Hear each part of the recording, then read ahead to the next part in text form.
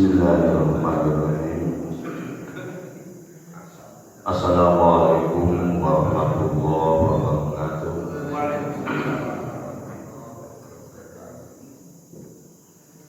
Alhamdulillah, alhamdulillahillazi arsala rasulahu bil huda wa dinil haq liyudhhirahu 'ala dini kullihi walau karihal musyrikun.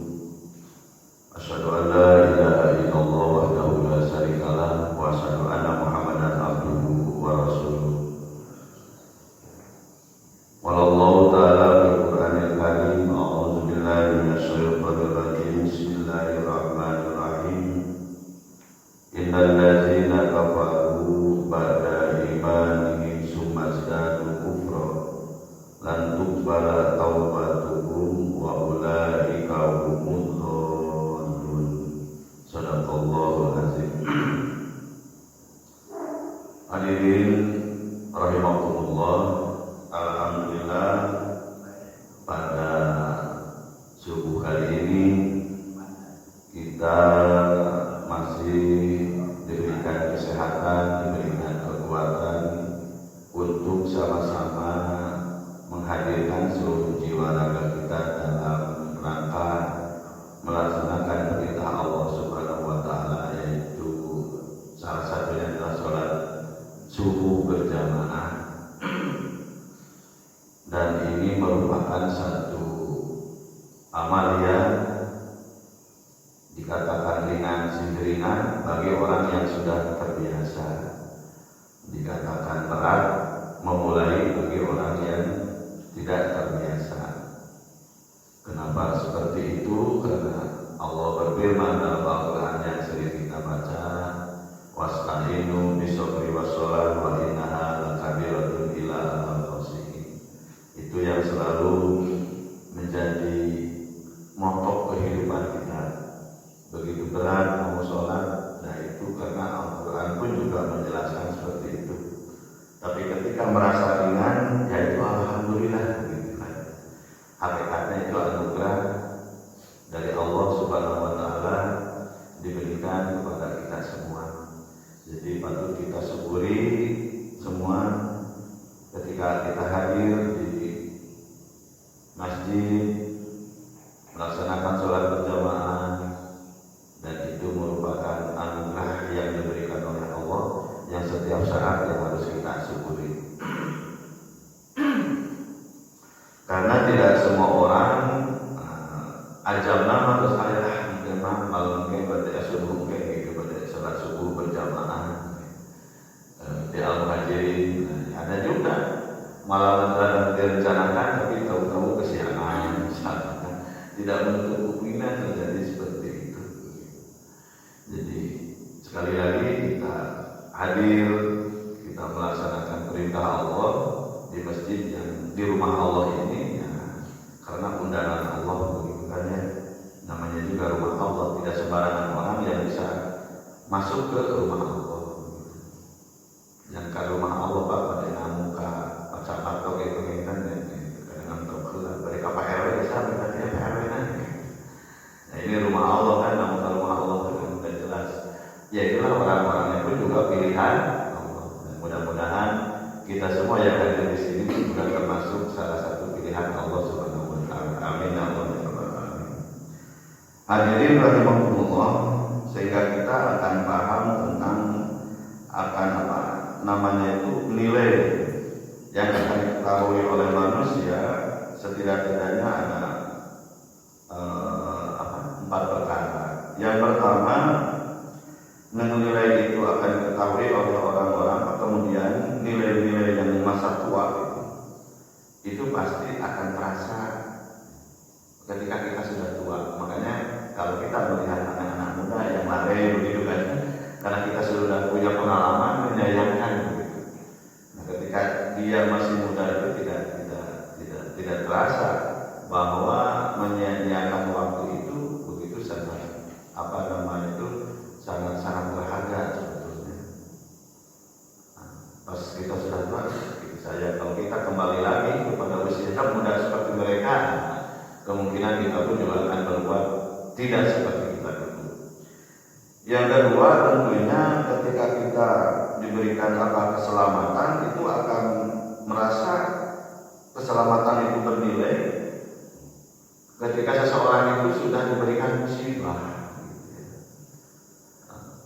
Kemarin saya ketika ya Allah alam mitos dan tidak mitosnya dan percaya tidak percayanya gitu kan, ketika PKM ke pesantren Al-Mu'min di Indralaya itu di daerah Rancabaya Pak. Kalau yang pinggirnya Desa Cimangi itu yang dulu sempat dengan pasukan Patiannya gitu kan ya. Tapi alhamdulillah berdiri tempat ibadah sehingga diturunkan kembali istilah bahasa Sunda nama kenteng satu pun juga tidak pecah gitu kan. Kenapa? Karena mungkin silaturahminya yang baik.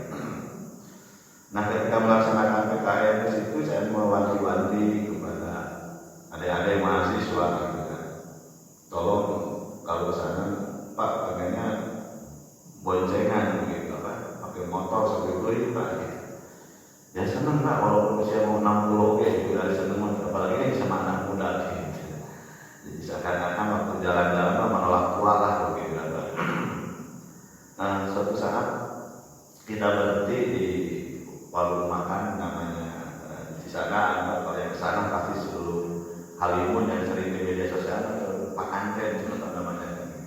Nah, saya bercanda di situ kepada anak-anak, siapa yang bareng dengan boncengan dengan pacarnya gitu. Nah, nggak ada yang ngaku Pak. Nah, kenapa begitu? Karena kalau lewat sini jangan sama pacar gitu. Yang sudah nikah resmi pun juga harus dipisahkan gitu. Pak saya nggak serius Pak itu Pak. Ngobrolnya memang mitosnya seperti itu begitu. Tapi ya dia tidak yakin akan begitu. Itu mitos semuanya juga. Nah, yang namanya lewat jalan ini, gitu Pak, sampai hari ini juga mitos orang sana itu begitu. Baru seminggu nikahnya dari daerah Cisadane terus berpisah.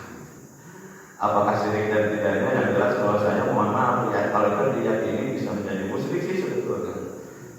Tapi saya tadinya bukan aku sih mahasiswa dan juga Anda mau turun ke sini yang sudah suami istri resmi bisa, apalagi yang pacaran nggak boleh boncengan gitu kan? Bukan ada Pak.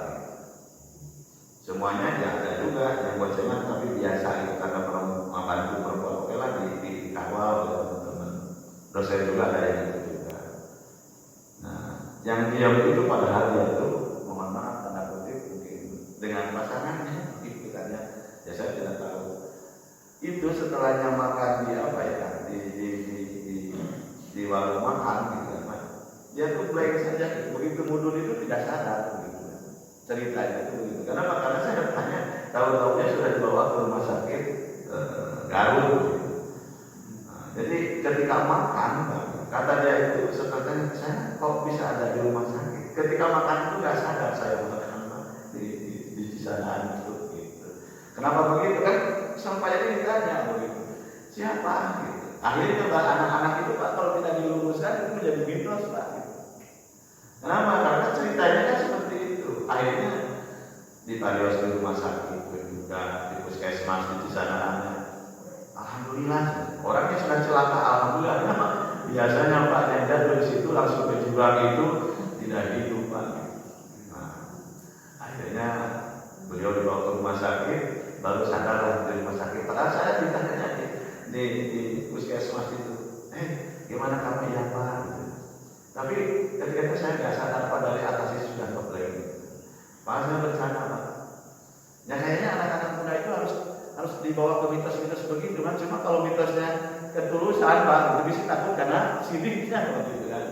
Karena waktu itu saya sampaikan, jangankan Anda pacaran lewat ke sini, suami istri baru nikah. Itu terjadi sesuatu. Padahal saya cuma nakut-nakutin saja waktu itu. Nah, tapi ketika saya nampak yang ngobrol gitu katanya Pak, saya jadi blank saja gitu. Dan alhamdulillah itu ya sampai hari ini kepalanya jahit hampir 24 jahitan selamatnya. Jadi anak gitu. Jadi saya dikira Pak PKM nya nak berulang kali gitu kan. Nggak ngomong kendaraan bermotor gitu kan.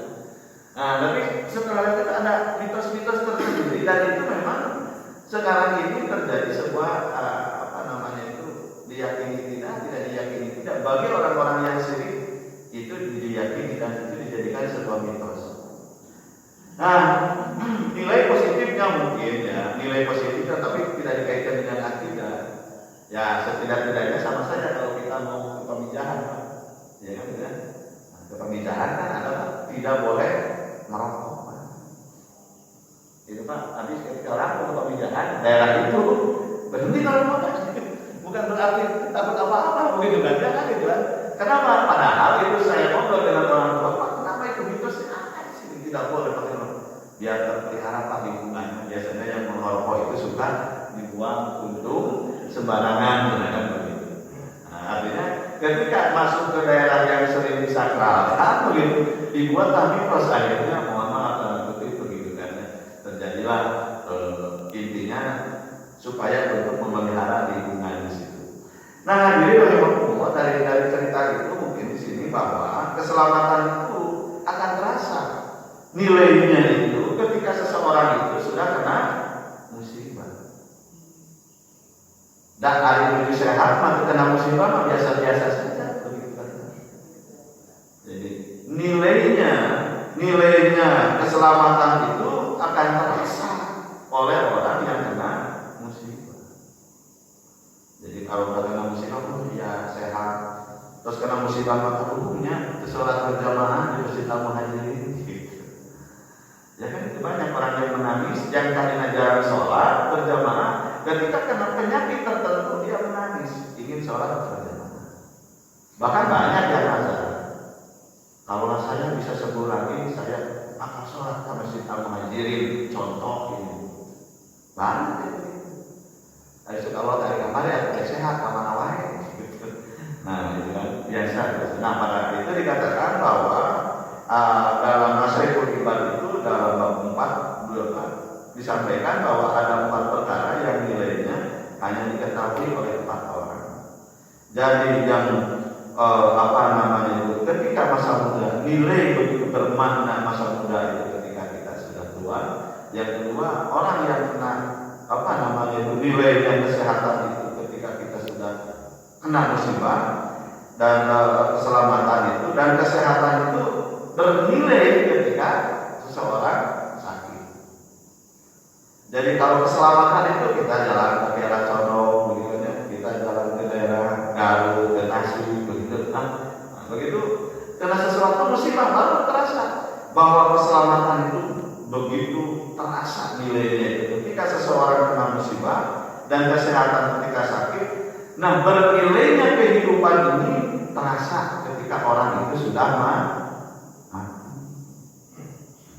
Jadi nilai kehidupan di alam dunia berharga dan tidak berharganya yang kadang-kadang orang itu melalaikan itu baru terasa setelahnya mati.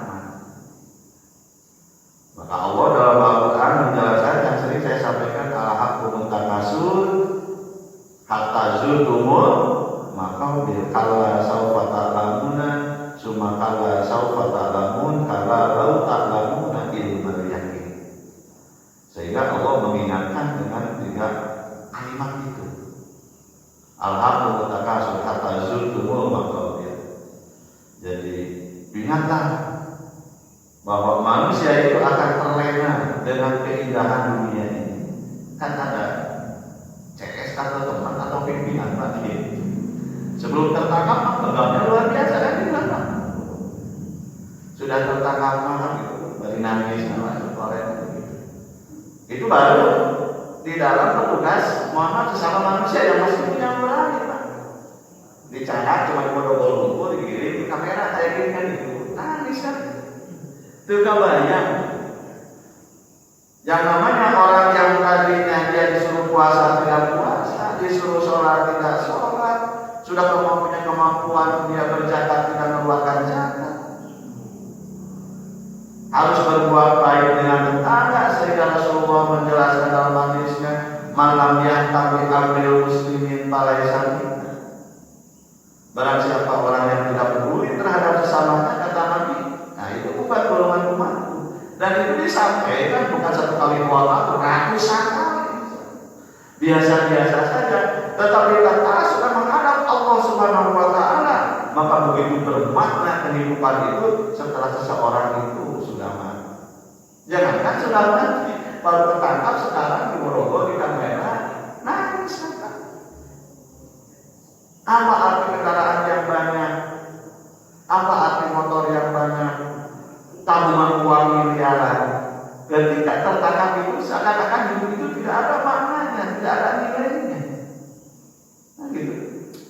Kelihatan padahal kita masih punya nilai gitu, kan kita. Yang ditangkapnya pun juga yang mau dihubungkan kan. Tapi tidak kebayang kalau manusia meninggalkan perintah Allah, manusia yang melanggar aturan Allah, sehingga nanti petugas Allah memanggil manusia yang melalaikan ibadah, yang melalaikan sholatnya, yang melalaikan ibadah-ibadah yang lainnya, yang tidak punya perasaan, malaikat jabannya yang akan menghadapi. Maka pantaslah mereka itu akan begitu bermakna kehidupan di alam dunia ini ketika sudah kembali ke hadirat Allah Subhanahu wa taala. Nah, oleh karena itu kesempatan mumpung orang masih hidup di alam dunia, maka Allah mengingatkan dalam surat Al-Asr yang sering kita baca, wal asri innal insana lafi khusr. Seluruh manusia itu tidak ada yang untung satupun. Orang kaya rugi, Fir'aun pun juga rugi, Namrud pun juga rugi, terus Abu Jahal pun juga rugi. Semua orang itu rugi, kan tidak dalam Al-Quran. Cuma kan usul pandang kita kadang-kadang, mohon maaf, ada sedikit berbeda begitu dalam memahami itu. Karena tidak sedikit manusia yang terkelabui oleh nafsunya. Maka Allah menjelaskan dalam Al-Quran bagi orang yang beriman. Allah mengingatkan yang sering kita baca, suratnya pondok. Kadang-kadang anak kita senang anak-anak namun tarawih. Bismillahirrahmanirrahim. Kami imam dari begini. Dipakai. Walau asri alhamdulillah itu pondok gitu kan. Itu trik imam dan membuat bahagia jamaahnya mungkin. Nah, tapi maknanya sangat luar biasa, pesannya itu luar biasa. Bahwa manusia itu di wal asri innal insana lafi khusr illa allazina amanu. Fir'aun itu yang Fir'aun seorang raja, punya segala-galanya. Apalagi orang miskin begitu. Orang miskin tidak beriman, ruginya 2 kali di dunia, rugi di akhirat apalagi. Fir'aun yang punya segala-galanya pun juga rugi. Kenapa? Karena tadi wal asri innal insana lafi khusr. Sesungguhnya manusia itu rugi. Illa allazina amanu, kecuali orang yang memiliki komitmen yang utuh dengan Allah. Yang menjadi rujukan nilainya Al-Quran dan As-Sunnah tidak ada lagi. Kalau fikum amroin bima tamassakum bihima lan tadillu abadan. Kitab Allah wa sunnatul kan itu sudah paham semua sebetulnya. Semua orang Islam bahkan non Muslim ada apa? Rasulullah itu meninggalkan 2 pusaka di mana di dalamnya itu adalah Al-Quran dan As-Sunnah. Ketika melaksanakan itu insya Allah pasti. Tapi sebaliknya kalau itu dilanggar, kumpulan, kehancuran itu sudah paham semua. Tapi kadang-kadang tidak sedikit saudara kita pun juga. Kalau dibaca di media sosial, kalau memang pesantren begini bubaran pesantren, kalau dulu jarang. Saya agak tersinggung juga kalau melihat ada yang mau pesantren bubarkan begitu kan gitu. Ya memang sah mereka. Tapi kan dipikir deh, cuma biasa-biasa. Tapi kalau dibiarkan itu kan menjadi sebuah isu yang mohon maaf tanda kutip. Nah dalam firman Allah, ilal ladzina amanu, kecuali orang yang beriman.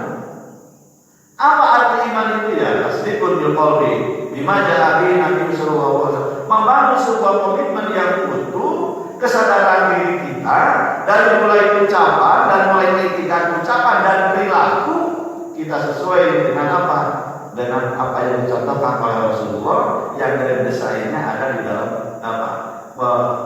Modelnya itu, rujukannya itu ada di dalam Al-Quran dan As-Sunnah. Bahkan Allah berfirman di dalam surat Al-Imran, innal ladzina kafaru ba'da imanihim tsumma zadu kufra.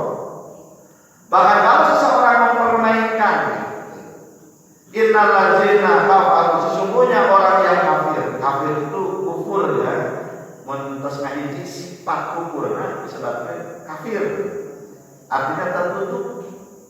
telinganya tertutup, lisannya tertutup, matanya pun juga tertutup dari petunjuk Allah.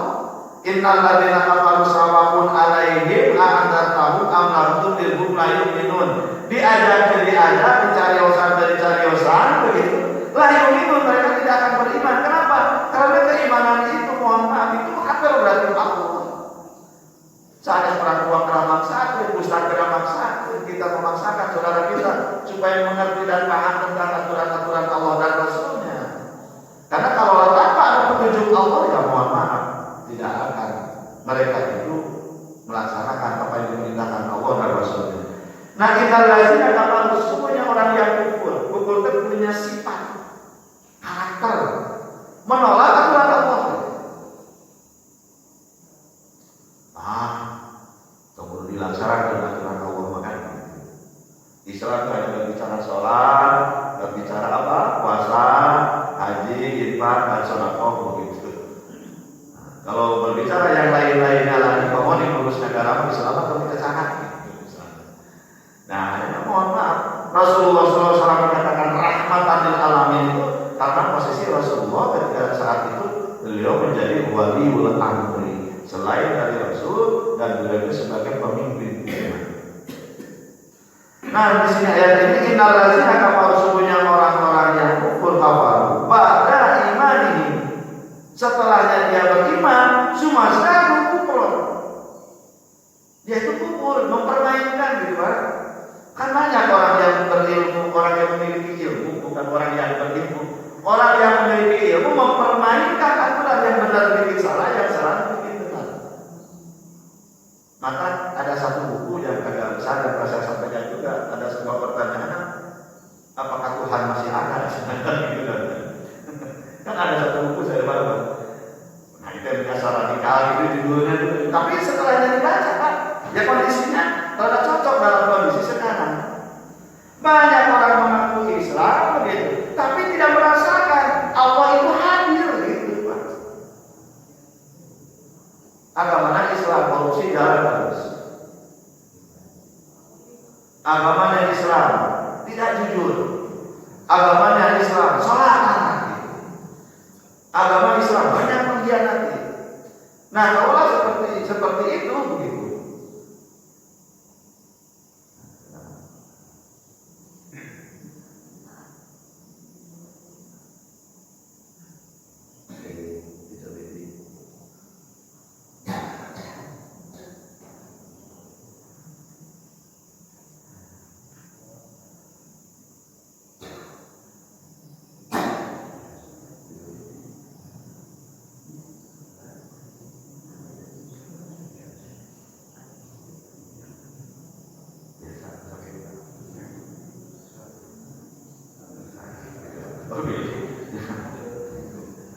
Masalahnya pintu surga terus terbuka.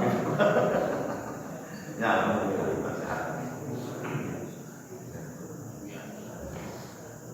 nanti kan anak lagi.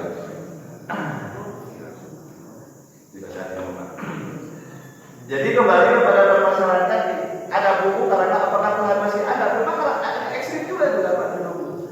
Tapi setelah saya telaah di dalamnya isinya itu, Pak, ketika orang itu mengaku dirinya memang kalau dia bertuhan, pasti akan jujur, Pak. Karena kehadiran Tuhan dan tidak hadirnya Tuhan itu bukan dari kegiatan ibadahnya dalam buku itu, Pak. Tapi dilihat kejujuran dan keadilannya. Karena sifat Tuhan yang sangat luar biasa itu membangun kejujuran dia sebagai Rahman dan Rahim. Jadi kejujuran dan keadilannya. Nah, dalam buku itu memang saya baca bagaimana isi-isinya sampai berbicara tentang pendapat Imam Al-Ghazali ini. Jadi kalau orang mengakui dirinya ada Tuhan, maka pasti dia akan jujur, dia akan amanah, akan disiplin hidupnya. Kenapa seperti itu? Kenapa? Karena Tuhan itu selalu hadir di dalam jiwanya. Coba pemikiran kali itu, menunjuk orang, ibu di payunan, pasti makan. Yang benar makan teh, ada terakhir. Yang benar makan teh, kami beli. Apa saudara? Ayo gerak apa? Sing benar makan teh, kami beli. Kenapa? Karena anak merasakan bahwa orang tua kita ini hadir gitu. Tapi ketika jauh tidak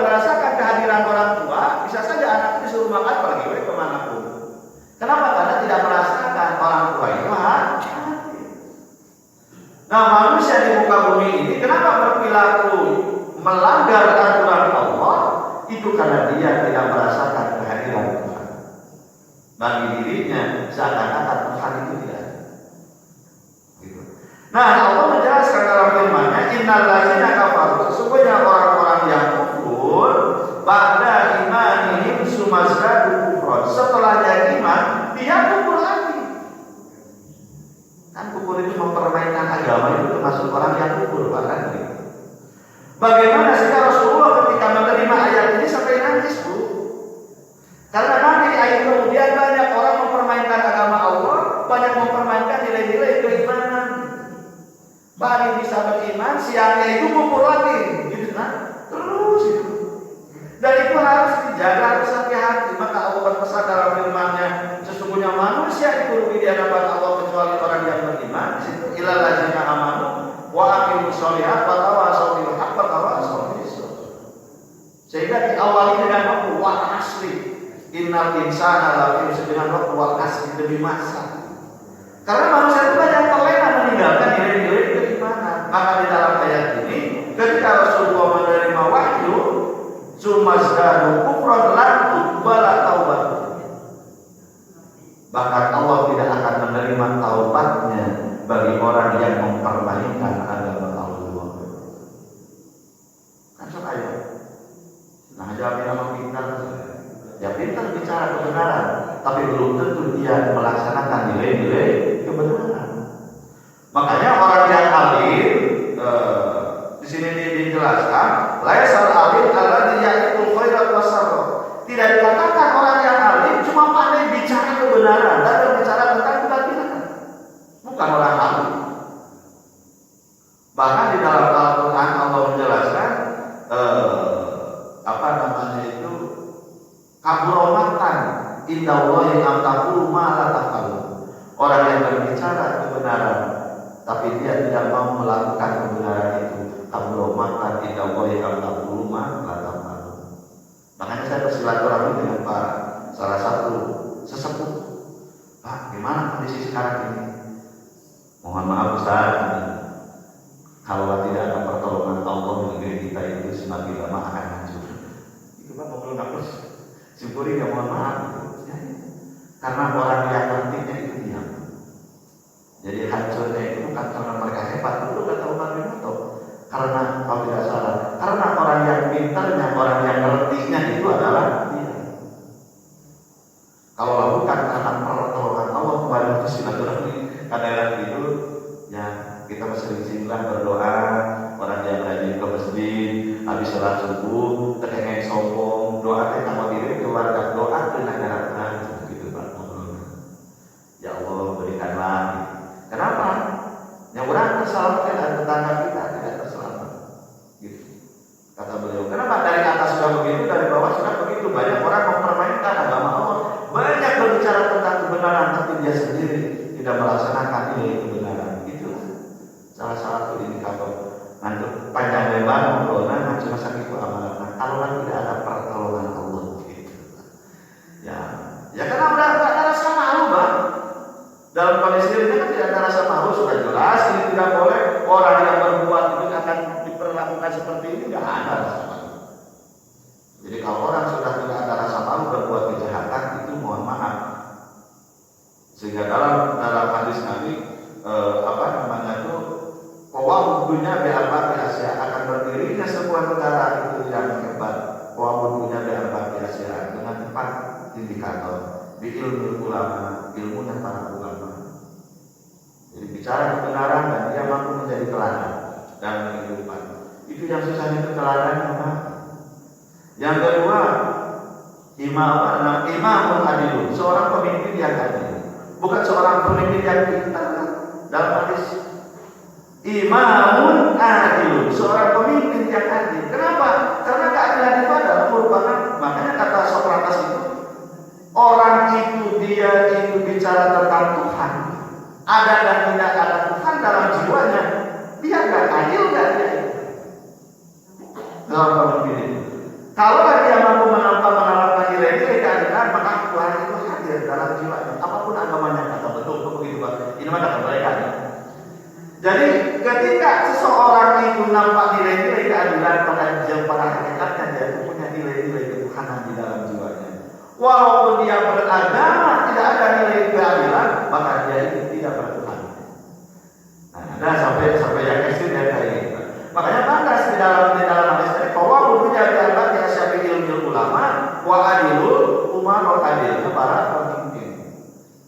Karena ilmu ulama tapi sekarang kalau kita amati sejauh mana memahamkannya para ulama, apakah dia berani bersuara, berbicara nampak tidak keadilan, tidak kejujuran. Kadang-kadang Pak Apus jadi imam masjid, kan lima bagian siasat gitu. Nah, kembali kepada permasalahan yang tadi.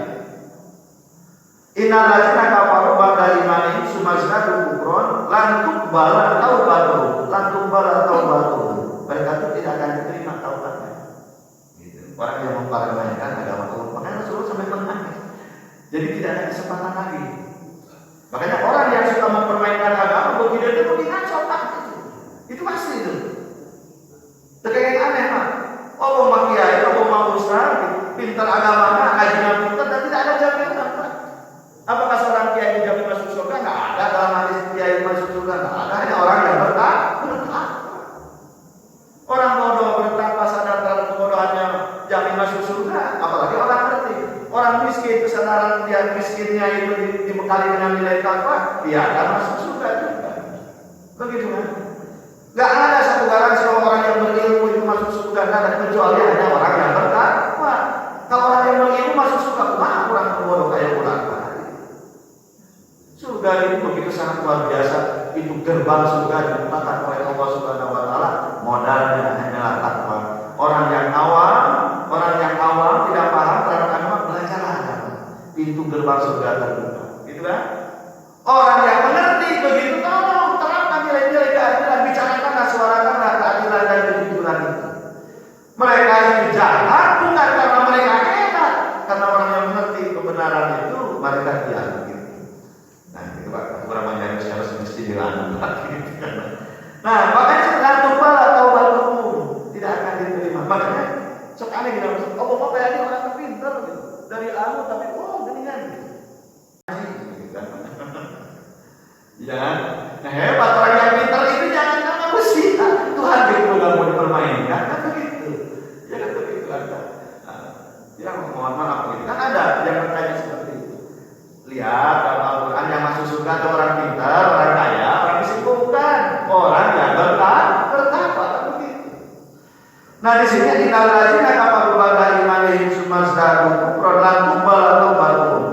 Maka mereka itu tidak akan diterima taubatnya ketika seseorang itu mempermainkan agama Allah. Maka Rasulullah dari ketika banyak orang mempermainkan agama Allah, ilmu semakin bertambah, ngaco semakin bertambah. Gitu kan? Tinggal gitu. Bagus, betul. Tapi nasional begini terus nasional itu. Kadang-kadang kita juga semakin bingung gitu kan.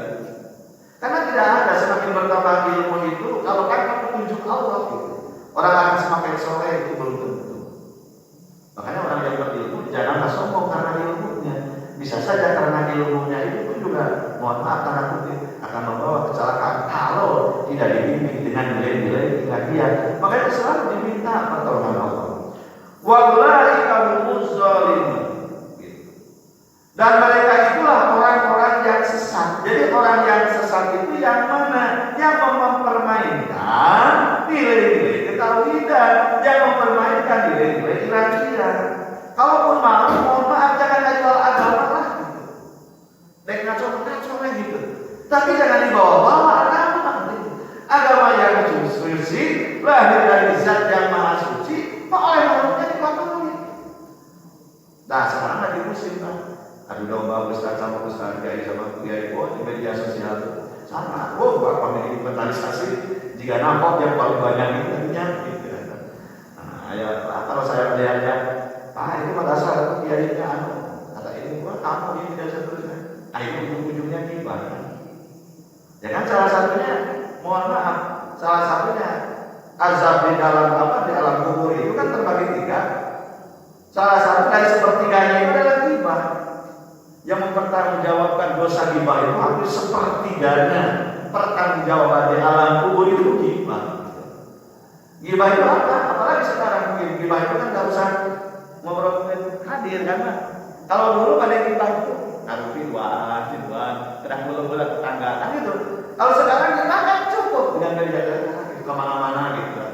Orang tidak ketahuan begitu. Ujung-ujungnya jadi fitnah dan seterusnya.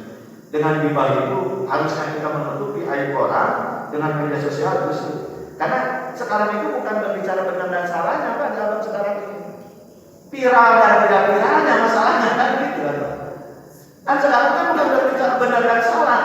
Lu penting viral jadi viral nah kan begitu deh kadang-kadang. Jadi mindsetnya itu juga. Kalau lu ini benar salah sekarang bakal viral. Kira-kira melanggar dari viral semuanya lah kalau warna nama kan begitu. Tidak dilihat masalah sarang madaratnya. Hadirin rahimahullah, itu mungkin yang bisa saya sampaikan, terutama tentang diri simpulinya 5. Pesan Al-Quran surat Al-Imran ayat 90 menekankan kepada kita semua jangan sekali-kali mempermainkan agama Allah, jangan sekali-kali mempermainkan nilai-nilai ketauhidan. Karena dalam Nasrul Ibadah itu dijelaskan bahwa kehidupan itu nilainya akan diketahui ketika orang itu sudah mati, akan terasa. Orang yang mempermainkan agama Allah, jangankan nanti di alam barzah, jangankan nanti di alam mahsyar, ketika sakaratul maut pun juga mereka akan merasakan suka dukanya ketika seseorang itu mempermainkan agama Allah. Nah, oleh karena itu Bapak dan Ibu semua yang hadir di sini, tentunya kita harapan kita semua semoga kita menjadi hamba Allah yang mukmin sejatinya, dan suatu saat di mana kembali kehadirat Allah Subhanahu wa taala kita dalam keadaan membawa keimanan dan ketakwaan yang utuh. Dan kita juga berdoa untuk keluarga kita, tetangga kita, dan kita memohon kepada Allah semoga bangsa dan negara ini kita itu kaya, kita itu subur, kita itu makmur, lihat alamnya, cuma mentalitasnya gitu, kurang subur dan kurang makmur, artinya banyak mengkhianati dirinya sendiri, mengkhianati orang lain ya. Tapi Allah mohon maaf sampai hari ini memberikan keberkahan kepada kita semua, dan sekali lagi semoga kita semua diberikan keberkahan dalam kehidupan baik di dunia apalagi nanti ketika kita menghadap Allah Subhanahu wa taala. Itu saja berbagai Al-Quran Al-Fatihah. Bismillahirrahmanirrahim.